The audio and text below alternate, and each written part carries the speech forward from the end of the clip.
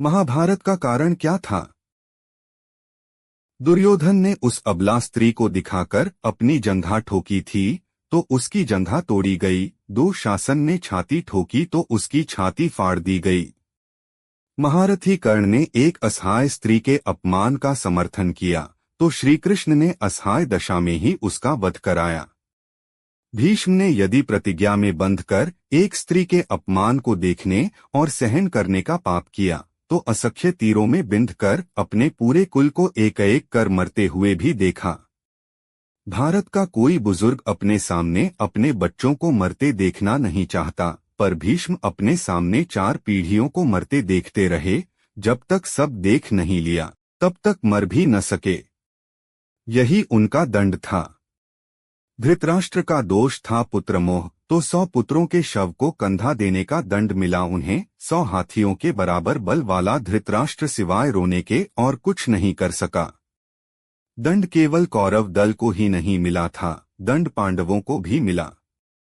द्रौपदी ने वरमाला अर्जुन के गले में डाली थी, सो उनकी रक्षा का दायित्व सबसे अधिक अर्जुन पर था। अर्जुन यदि चुपचाप उनका अपमान देखते रहे तो सबसे कठोर दंड भी उन्हीं को मिला। अर्जुन पितामह भीष्म को सबसे अधिक प्रेम करते थे तो कृष्ण ने उन्हीं के हाथों पितामह को निर्मम मृत्यु दिलाई। अर्जुन रोते रहे पर तीर चलाते रहे। क्या लगता है अपने ही हाथों अपने अभिभावकों भाइयों की हत्या करने की ग्लानि से अर्जुन कभी मुक्त हुए होंगे क्या? नहीं, वे जीवन भर तड़पे होंगे। यही उनका दंड था।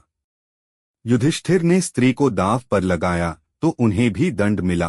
कठिन से कठिन परिस्थितियों में भी सत्य और धर्म का साथ नहीं छोड़ने वाले युधिष्ठिर ने युद्धभूमि में झूठ बोला और उसी झूठ के कारण उनके गुरु की हत्या हुई। यह एक झूठ उनके सारे सत्यों पर भारी रहा।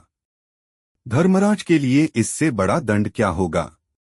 दुर्योधन को गदायुद्ध सिखाया था स्वयं बलराम ने। एक अधर्मी को गदायुद्ध की शिक्षा देने का दंड बलराम को भी मिला। उनके सामने उनके प्रिय दुर्योधन का वध हुआ और वे चाह कर भी कुछ न कर सके। उस युग में 2 योद्धा ऐसे थे जो अकेले सबको दंड दे सकते थे, कृष्ण और बर्बरीक। पर कृष्ण ने ऐसे कुकर्मियों के विरुद्ध शस्त्र उठाने तक से इनकार कर दिया और बर्बरीक को युद्ध में उतरने से ही रोक दिया। लोग पूछते हैं कि बर्बरीक का वध क्यों हुआ? यदि बर्बरीक का वध नहीं हुआ होता तो द्रौपदी के अपराधियों को यथोचित दंड नहीं मिल पाता। कृष्ण युद्धभूमि में विजय और पराजय तय करने के लिए नहीं उतरे थे, कृष्ण कृष्णा के अपराधियों को दंड दिलाने उतरे थे। कुछ लोगों ने कर्ण का बड़ा महिमामंडन किया है, पर सुनिए, कर्ण कितना भी बड़ा योद्धा क्यों न रहा हो, कितना भी बड़ा दानी क्यों न रहा हो, एक स्त्री के वस्त्रहरण में सहयोग का पाप इतना बड़ा है कि उसके समक्ष सारे पुण्य छोटे पड़ जाएंगे। द्रौपदी के अपमान में किए गए सहयोग ने यह सिद्ध कर दिया और उसका वध ही धर्म था। स्त्री कोई वस्तु नहीं कि उसे दांव पर लगाया जाए।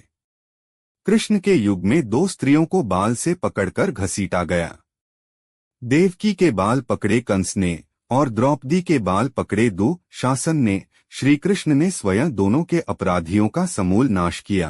किसी स्त्री के अपमान का दंड अपराधी के समूल नाश से ही पूरा होता है, भले वह अपराधी विश्व का सबसे शक्तिशाली व्यक्ति ही क्यों न हो। यदा यदा हि धर्मस्य ग्लानिर्भवति